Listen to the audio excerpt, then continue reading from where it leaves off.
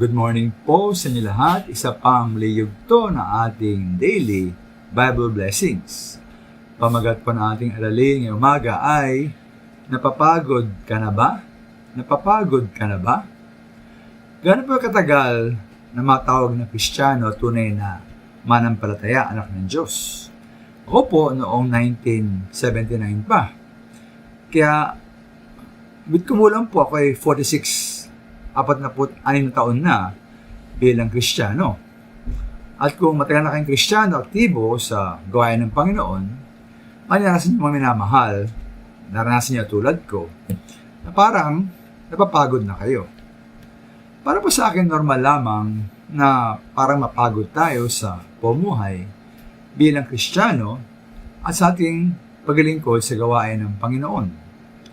Di ba sabi nga sa Hebrews 12:1 na buong tiyaga tayong tumakbo sa paligsahang ating siyalihan.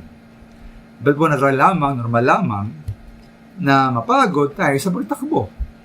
Lalo kung napakalayo ang ating tatakbo at malayong finish line ng ating takbuhan. Ngunit kahit malayong maminamahal at tatakbo at ang finish line ay napakalayo, tularan po si Pablo, tularan siya.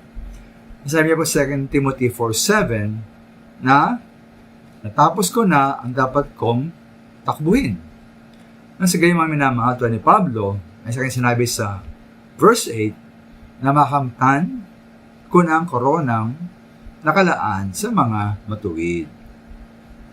Kaya po nakalog ng mga minamahal ay maaari may mga nagsasabing Kristiyano na matapos mapagod, hindi na nakabangon at nakabalik.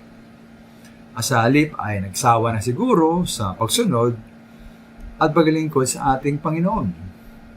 Kaya sila po yung maaaring tumigil na sa gawain ng Panginoon at mistulang tumaligod na sa kanyang gawain at mismo sa ating Panginoon. Dahil sila po yung tumaligod na sa ating Panginoon, may kaya pong lamang kakabalahan, malimit ay ang mga bagay na material at hindi na spiritual.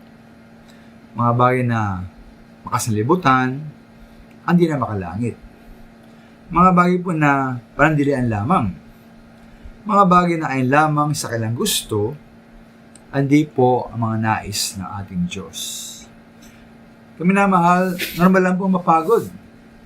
Matagal na po tayo bilang Kristiyano at bilingkod sa Panginoon. Ang hindi po normal, ang kasalanan po at ang nakamamatay ay ang tumalikod sa Diyos at iwan ang kanyang gawain. Maraming salamat po.